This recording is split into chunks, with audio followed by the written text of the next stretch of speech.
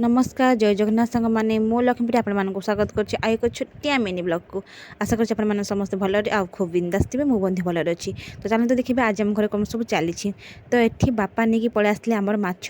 कहीं मो अपा शाशु जी सी आज आमती प्राय टाइम आम घर माछ हुए तो यहाँ कौ माछ मु तो जानी आपने कमेंट निहाती जनातु यहाँ कौ माछ बापा ताको भल भाव में धोईकी कटिंग कर सारापर मत नहीं देते तो माछ को भल भाव में फ्राए करके तरकारी कर देती आज आम घर माछ तरकारी टमाटो खटा आउ बंधाकोबी तरकारी होता तो सब तरकारी कर सारापर शुणा पाइल कि अपा आज आसुना तो मन भारी दुख है तो समस्त खाया दे सारापर मुझे खाया बस जाइली खाଇବା आज बहुत टेस्टी होता तो आज वीडियो एति शेष है पुणी देखा आ एक